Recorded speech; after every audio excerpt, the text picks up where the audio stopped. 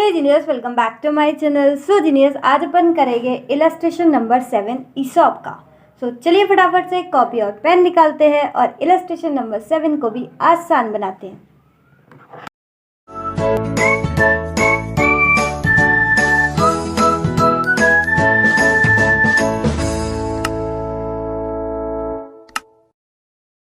अब स्क्रीन पर आपको क्वेश्चन दिख रहा होगा, ठीक है ना। तो क्वेश्चन को स्टार्ट करते हैं पढ़ना। और ये क्वेश्चन आपको इतना लेंदी लग रहा है दिखने में, इतना बड़ा है, पता नहीं कैसा होगा, लेकिन क्वेश्चन रियल में सिर्फ दिखने में ही बड़ा है और इसका आंसर बहुत ही सरल और बहुत ही छोटा सा है, ठीक है। तो चलो क्वेश्चन पढ़ते हैं बिना किसी डर के। Illustration number 7। At the beginning of year 1, an enterprise grants 10,000 stock options to a senior executive. Beginning of year 1 यानी कि पहली साल की शुरुआत में एक एंटरप्राइज ने अपने सीनियर एग्जीक्यूटिव को कितने ग्रांट करे स्टॉक ऑप्शन? 10,000, ठीक है।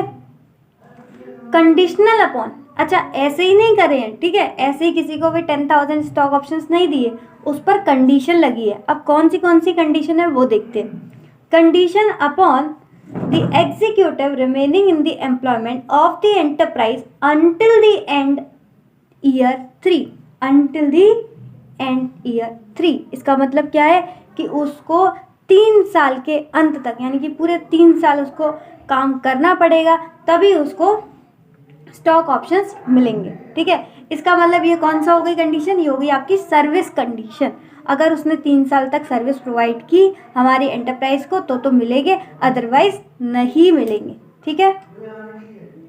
The exercise price is ₹40।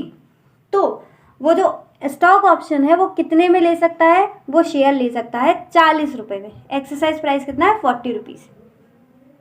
However, the exercise price drops to ₹30। अच्छा, मतलब पहले तो वो 40 में दे रहे थे और वो 40 से भी कम हो सकता है। अच्छी बात है ना उसके लिए। किसके लिए? जो सीनियर एग्जीक्यूटिव है उसके लिए तो अच्छी बात है। पहले 40 में मिल रहा था और अब 30 में भी मिल सकता है। अच्छा, 30 में कब मिल सकता है? उसके लिए क्या कंडीशन है वो देखते हैं। However, the exercise price drops to ₹30 if the earning of the enterprise increase by at least an average of 10% per year over the 3-year period। तो क्या कंडीशन है? कंडीशन ये है कि 3 सालों में एंटरप्राइज की अर्निंग कम से कम 10% के एवरेज से बढ़ना चाहिए, ठीक है। तो अगर ये कंडीशन सेटिस्फाई हो गई तो जो हमारा एक्सरसाइज प्राइस है वो 40 से क्या हो जाएगा? 30 हो जाएगा। मतलब और कम प्राइस में हम एग्जीक्यूटिव को शेयर्स दे देंगे, ठीक है ना। तो शेयर्स कब मिलेंगे? शेयर्स तब मिलेंगे जब वो 3 साल तक काम करेगा, यानी कि वेस्टिंग पीरियड कितना हो गया? 3 ईयर। तो शेयर्स तब मिलेंगे जब वो 3 साल तक का काम करेगा। ये हो गई सर्विस कंडीशन, ठीक है। तो उतने उसको ईसॉप मिलेगा। और दूसरी कंडीशन है वो ईसॉप 40 में भी मिल सकता है और 30 में भी मिल सकता है, ठीक है। अगर अर्निंग कितनी हो गई? 10% के एवरेज से बढ़ेगी तो फिर कितना मिलेगा? 30 रुपये। क्वेश्चन को आगे पढ़ते हैं। On the grant date the enterprise estimate that the fair value of the stock option with an exercise price of ₹30। Grant date मतलब स्टार्टिंग में वो क्या बोल रहे हैं? तो बोल रहे हैं कि अगर एक्सरसाइज प्राइस ₹30 होगा तो फेयर वैल्यू ऑफ ऑप्शन कितना रहेगा? 16 रुपीज़ पर ऑप्शन, ठीक है। इसका मतलब क्या है? अच्छा ध्यान देना, यहाँ पर फेयर वैल्यू ऑफ ऑप्शन दे रखा है, फेयर वैल्यू ऑफ शेयर्स नहीं। मैंने नोट्स में लिखते टाइम भी वहाँ पर भी वार्निंग दे रखी है। ईसॉप के नोट्स देखे है ना आपने? वहाँ पर वार्निंग लिख रखी है कि fair value of shares and fair value of option both are different, ठीक है। तो फेयर वैल्यू ऑफ ऑप्शन क्या होता है? फेयर वैल्यू ऑफ ऑप्शन होता है डिस्काउंट। यहाँ पर आपको डायरेक्ट डिस्काउंट दे रखा है। एकदम सरल भाषा का क्वेश्चन है, सीधे सीधे आपको डिस्काउंट दे रखा है। आपको कुछ भी कैलकुलेट करने की ज़रूरत नहीं है, ठीक है। क्योंकि एट द एंड अपना जो अपन फॉर्मूला लगाते हैं, एक सिंगल फार्मूले से हम पूरा ईसॉप करते हैं और सिंगल फार्मूले में हमें डिस्काउंट की ज़रूरत पड़ती है ना। तो उसको डिस्काउंट अपन कैलकुलेट करते थे, लेकिन यहाँ पर हमें वो डिस्काउंट कैलकुलेट करने की आवश्यकता ही नहीं है, बिल्कुल भी नीड नहीं है, क्योंकि हमें दे रखा है फेयर वैल्यू ऑफ ऑप्शन बराबर ही डिस्काउंट। तो अगर 30 रुपये एक्सरसाइज प्राइस होगा तो डिस्काउंट रहेगा आपका 16 रुपये। और आगे बोल रहे हैं if the exercise price is ₹40 the enterprise estimates that the stock option have a fair value of ₹12 पर ऑप्शन। इसका मतलब अगर एक्सरसाइज प्राइस 40 रुपये होगा तो फिर हम अपना डिस्काउंट यानी कि फेयर वैल्यू ऑफ ऑप्शन कितना होगा, 12 रुपये। आगे देखो ड्यूरिंग ईयर 1, अब शुरुआत हो जाती है सालों की, ठीक है। तो during year 1 the earnings of the enterprise increase by 12%। क्या बात है, मतलब शुरुआत में धमाका इंक्रीज हो गई हमारी एंटरप्राइज की अर्निंग कितने से, 12% से। And the enterprise expects that the earnings will continue to increase at this rate. और एंटरप्राइज को लग रहा है कि भैया सीनियर एग्जीक्यूटिव बहुत अच्छे से काम कर रहा है, अब तो हमारी अर्निंग बढ़ती ही रहेंगी ओवर द नेक्स्ट 2 ईयर्स, यानी कि अगले 2 सालों में भी अर्निंग्स बढ़ी रहेंगी। अभी तो पहला ही साल हुआ है, पहले साल में तो बढ़ गई अर्निंग 12% से, तो अब तो हमें लग रहा है कि अब जो आगे वाले 2 साल आएंगे ओवर नेक्स्ट 2 ईयर्स उसमें भी अर्निंग्स इसी तरीके से बढ़ती जाएगी। तो काफ़ी पॉजिटिव सोच है। आगे देखते हैं the enterprise therefore aspects that the earnings target will be achieve. और हमने जो सोचा है वही 10% का एवरेज, याद है ना, वो जो सोचा है वो टारगेट अचीव हो जाएगा, ऐसा एंटरप्राइज को लग रहा है। And hence the stock options will have an exercise price of ₹30। जैसे कि पहले कंडीशन आपको बता दी कि एक्सरसाइज प्राइस 30 में भी हो सकती है और एक्सरसाइज प्राइस 40 में भी हो सकती है। और अगर वो अर्निंग का टारगेट अचीव हो गया तो एक्सरसाइज प्राइस कितना हो जाएगा, 30 रुपये। तो यहाँ पर एंटरप्राइज को तो लग रहा है कि जो अर्निंग का हमारा टारगेट है वो तो आराम से कंप्लीट हो जाएगा। तो अगर हमारा अर्निंग का टारगेट अचीव हो जाता है तो हम यहाँ पर एक्सरसाइज प्राइस 30 रुपये मानेंगे। आगे पढ़ो, नेक्स्ट पैरा है ईयर 2 का। तो during year 2 the earnings of the enterprise increase by 13%। क्या बात है, मतलब दूसरे साल में भी धमाका। The enterprise continues to expect that the earnings target will be achieved. यानी कि अभी भी एंटरप्राइज को ये लग रहा है कि अर्निंग टारगेट हमारा आराम से अचीव हो जाएगा क्योंकि इतनी अच्छी अर्निंग चल रही है। तो यानी इसका ये मतलब है, ये इशारा है कि आपको ईयर 2 में भी एक्सरसाइज प्राइस कितना लेना है, 30 रुपये ही। और एक्सरसाइज प्राइस अगर हम 30 रुपये लेंगे तो फेयर वैल्यू ऑफ ऑप्शन अपना डिस्काउंट कितना लेंगे, 16 रुपये, ठीक है ना। आगे पढ़े 3 ईयर, ओहो। नेक्स्ट देखते हैं अब क्या होता है कहानी में मज़ेदार। During year 3 the earnings of the enterprise increase by only 3%। Increase by only 3%, मतलब इस बार इंक्रीज तो हो रहा है, अच्छी बात है, इंक्रीज तो हो रहा है, लेकिन कितने से इंक्रीज हो रहा है, क्वेश्चन खुद अपना दर्द बयां कर रहा है ओनली लिखकर, ओनली 3%। यानी कि अर्निंग इंक्रीज तो हुई लेकिन सिर्फ कितने से, 3% से। And therefore the earning target was not achieve. तो ये तो भाई सबको ही पता चल गया, जो जो सुन रहा है इस कहानी को सबको पता चल गया कि हमारा अर्निंग टारगेट अचीव नहीं हो पाया। अच्छा बताओ, अगर अर्निंग टारगेट अचीव हो जाता तो एक्सरसाइज प्राइस कितना होता, 30 रुपये, बहुत बढ़िया। और अब अर्निंग का जो टारगेट है वो अचीव नहीं हो पाया, अब अर्निंग का टारगेट अचीव नहीं हो पाया तो एक्सरसाइज प्राइस हो जाएगा हमारा 40 rupees. The executive complete 3 year service. क्या बात है, एग्जीक्यूटिव ने पूरे 3 साल काम किया है तो एग्जीक्यूटिव का वो जो सर्विस कंडीशन है वो तो सेटिस्फाई हो गई। यानी एग्जीक्यूटिव ने 3 साल काम किया है तो एग्जीक्यूटिव को 10,000 स्टॉक ऑप्शंस तो मिलेंगे ही मिलेंगे, ठीक है। लेकिन कितने में मिलेंगे, 40 में मिलेंगे। क्यों, क्योंकि वो जो अर्निंग वाला जो टारगेट है वो अचीव नहीं हुआ। And therefore satisfy the service condition because this earning target was not achieve the 10,000 vested stock options have an exercise price of ₹40। अरे क्या बात है, मतलब क्वेश्चन की ये सारी बातें जो मैंने पहले ही आपको बता दी ये सारी क्वेश्चन अब बता रहा है। मतलब कितना मासूमियत भरा क्वेश्चन है कि आपको सारी चीज़ें बता रहा है। पहले ये भी बोल रहा है कि उन्होंने सर्विस कंडीशन पूरी कर दी और जो हमारा अर्निंग टारगेट है वो अचीव नहीं हो पाया। यानी कि अब तो सारी चीज़ें हमें ही भरना करनी पड़ेगी ना, कि सर्विस कंडीशन पूरी हो गई यानी कि 10,000 ऑप्शंस तो मिलेंगे और अर्निंग अचीव नहीं हो पाया, अर्निंग का टारगेट अचीव नहीं हो पाया तो फिर उसे 40 में मिलेंगे, है ना। तो ये सारी चीज़ें तो हमें खुद एज्यूम करनी चाहिए थी, लेकिन हमारा क्वेश्चन इतना मासूमियत भरा हुआ है कि उसने सारी चीज़ें सिंपल लैंग्वेज में आगे लिखता हुआ चला जा रहा है। ठीक है, तो सारी बातें खुद लिख दी हैं उन्होंने। हो सकता है इसलिए इतना बड़ा क्वेश्चन कर दिया, लेकिन इतना मासूमियत बड़ा क्वेश्चन आपका एग्जाम में नहीं आता है मोस्टली केसेस में। ठीक है, वहाँ पर सारी चीज़ें हमें खुद ही ढूंढनी पड़ती है। तभी मैं आपको पहले से अलर्ट कर दे रही हूँ ताकि आपको एग्जाम में इतने सरप्राइजेस ना मिले। एग्जाम में जितने सरप्राइजेस हमें कम मिलते हैं उतना ही ज़्यादा हमारा कॉन्फिडेंस बूस्टअप हो जाता है कि हाँ भाई जो हमने सीखा था वही एग्जाम में आया है, तो फिर कॉन्फिडेंस लेवल एक नेक्स्ट लेवल पे जाता है। अच्छा देखो, मुझे ये इतना मासूमियत भरा क्वेश्चन तो ऐसे लग रहा है इतने प्यार से क्वेश्चन आपको समझा रहा है जितने प्यार से मैं भी आपको शायद नहीं समझा पाऊंगी। ठीक है, क्वेश्चन बहुत ही ईजी लैंग्वेज में आपको समझाना चाह रहा है। आगे देखो क्वेश्चन की requirement, you are required to calculate the amount to be charge to P&L account every year on account of compensation expense. सरल भाषा में वो हमसे कंपनसेशन एक्सपेंस हर ईयर कितना चार्ज करना है वो पूछ रहे हैं। ठीक है, तो उसको कैलकुलेट करते हैं। आ जाओ फटाफट कॉपी और पेन पर। आ गए, बहुत बढ़िया। तो क्वेश्चन को एक बार शॉर्ट में लिख देते हैं क्या क्या हमने पढ़ा। बहुत सारे पैरा थे। पहले पैरा में क्या देखा? पहले पैरा में ये देखा था कि ये 3 साल है, ये ईयर 1, ये ईयर 2 और ये ईयर 3। 3 साल काम करना है सीनियर एग्जीक्यूटिव को,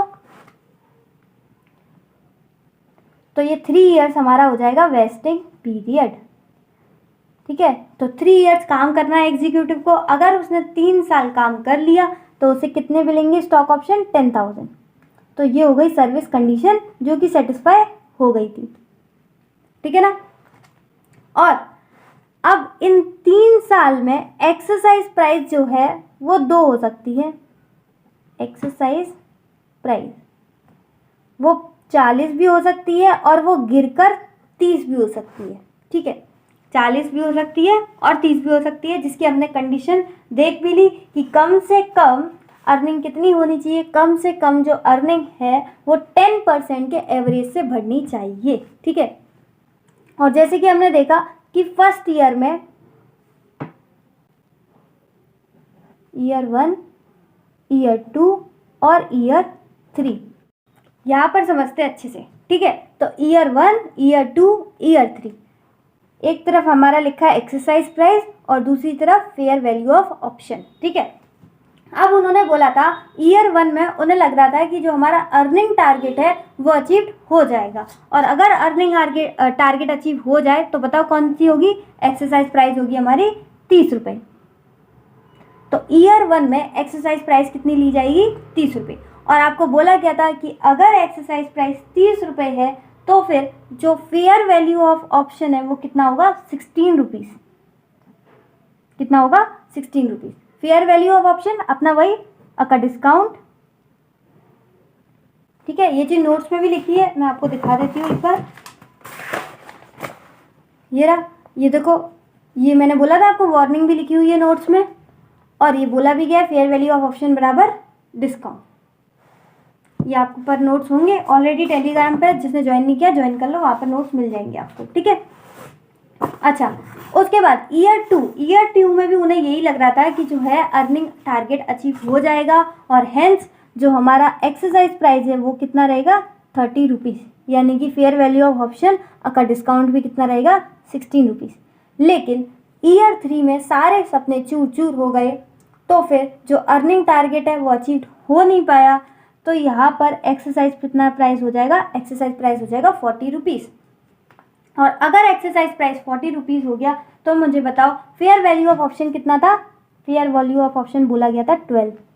ठीक है, तो ईयर 1 में हम फेयर वैल्यू ऑफ ऑप्शन लेंगे 16, ईयर 2 में भी 16, लेकिन ईयर 3 में कितना लेंगे? 12। क्वेश्चन उम्मीद है आपको पूरा का पूरा समझ में आया हो। ठीक है, अब अपन सॉल्व करते हैं। देखो क्वेश्चन की रिक्वायरमेंट थी क्या, वो लिखते हैं पहले। कंप्यूटेशन, जो उन्होंने लास्ट में बोला था ना कैलकुलेट करने के लिए, वही कर रहे हैं। Computation of compensation expense to be charged हर साल, मतलब एवरी ईयर। ठीक है, तो ये थी हमारी क्वेश्चन की रिक्वायरमेंट।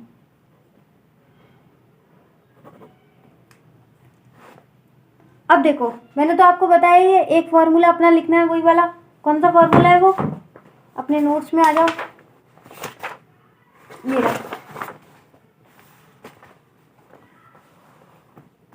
यही वाला फॉर्मूला था ना। इस फॉर्मूले को फटाफट लिखते हैं। ऑप्शन आउटस्टैंडिंग इनटू डिस्काउंट, मतलब fair value of option, upon vesting period into period completed minus previously, लिख देना पूरा, रिकॉग्नाइज्ड। तो option outstanding into discount divide by, इसे स्प्रेड कर देंगे वेस्टिंग पीरियड में, into period completed minus previously recognised. अब एक एक करके करते हैं ईयर 1 का। तो ऑप्शन आउटस्टैंडिंग कितने थे? 10,000। डिस्काउंट, तो ईयर 1 में हमें कौन सा लेना है? 16, क्योंकि यहाँ पर एक्सरसाइज प्राइस कितना है? 30, इसलिए यहाँ पर डिस्काउंट है आपका 16। ठीक है, उसके बाद वेस्टिंग पीरियड अपना 3 साल, और अभी पीरियड कंप्लीट कितने हो गए? ईयर 1 चल रहा है तो 1 ही साल कंप्लीट हुआ है। क्या पहले कुछ रिकॉग्नाइज किया था? नहीं, तो निल, कुछ भी रिकॉग्नाइज थोड़ी किया था पहले, अभी तो पहला ही साल है। आओ फटाफट कैलकुलेट करते हैं। तो 10,000 अरे यार 10,000 इंटू 16 डिवाइड बाय 3, तो ये हो गया आपका 53,333। तो पहले का आ गया 53,333। ठीक है, ये पहले का आ गया। नेक्स्ट ईयर टू में ऑप्शन आउटस्टैंडिंग अगेन 10,000, डिस्काउंट, तो एक्सरसाइज प्राइस अभी भी 30 है, तो डिस्काउंट कितना रहेगा? 16। वेस्टिंग पीरियड अपना 3 ईयर्स। अब पीरियड कंप्लीट कितने हो गए? 2 साल। क्या पहले कुछ रिकॉग्नाइज किया था? बिल्कुल ही रिकॉग्नाइज किया था। कौन कह रहा है कि नहीं किया था? बिल्कुल रिकॉग्नाइज किया था, ये रहा। तो उसको माइनस कर देंगे 53,333। अब करो calculate. 10,000 into 16 divide by 3 into 2, तो ये आ गया 1,06,666। 1,06,666 माइनस क्या करना है? 53,333। तो 1,06,666 माइनस 53,123, ये हो गया, उतना ही आ गया आंसर 53,333। ठीक है, तो ये सेकेंड ईयर का भी आ गया। अब ईयर 3 अगेन ऑप्शन आउटस्टैंडिंग कितने थे? 10,000। डिस्काउंट सोच समझ के बोलना, डिस्काउंट कितना आएगा यहाँ पे? 16 रुपये? नहीं, यहाँ पर डिस्काउंट आएगा 12 रुपये, क्योंकि यहाँ पर एक्सरसाइज प्राइस कितना है? 40, क्योंकि हमारे थर्ड ईयर में तो सपने चूर चूर हो गए थे ना, पता चल गया था। तो यहाँ पर एक्सरसाइज प्राइस था 40, इसलिए यहाँ पर हमारा डिस्काउंट कितना रहेगा? 12 रुपये। वेस्टिंग पीरियड अपना 3 ईयर्स, और अब कितने साल कंप्लीट हो गए? 3 साल। माइनस, क्या प्रीवियसली कुछ रिकॉग्नाइज किया था? बिल्कुल किया था, ईयर 2 में भी किया था और ईयर 1 में भी किया था। तो ईयर 1 में किया था इतना, ईयर 2 में भी किया था इतना, तो ये दोनों हो गए अपने प्रीवियसली रिकॉग्नाइज। ठीक है, ये पूरा डिस्काउंट कितने का है? पूरे 3 सालों का। उन 3 सालों में से पहले साल का और दूसरे साल का माइनस कर दोगे, तो 3 सालों में से अगर 2 सालों का माइनस कर दोगे तो सिर्फ थर्ड ईयर का आ जाएगा। तो वही तो हमें कैलकुलेट करना है, सिर्फ थर्ड ईयर का, तो वो यहाँ पर आ जाएगा। चलो कैलकुलेट करते हैं फटाफट। 10,000 इंटू 12 डिवाइड बाई 3 इंटू 3, क्या आ गया? 1,20,000।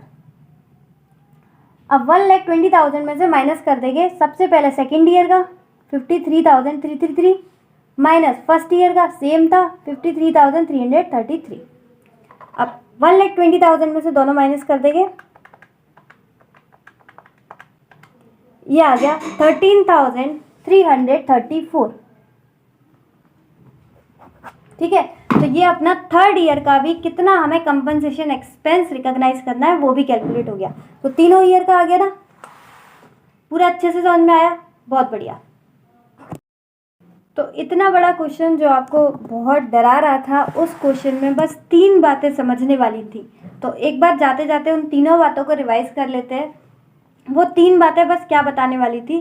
सबसे पहले तो था सर्विस कंडीशन, यानी अगर वो सीनियर एग्जीक्यूटिव 3 साल तक काम करेगा तब हम उसको 10,000 स्टॉक ऑप्शंस देंगे। ठीक है, 10,000 स्टॉक ऑप्शंस देंगे। तो यहाँ पर सर्विस कंडीशन हो गया, 3 साल तक काम करना है, तो 3 साल हो गया वेस्टिंग पीरियड। दूसरी बात समझने वाली ये थी, उन्होंने बोला था या तो एक्सरसाइज प्राइस 40 भी हो सकता है या तो एक्सरसाइज प्राइस 30 भी हो सकता है।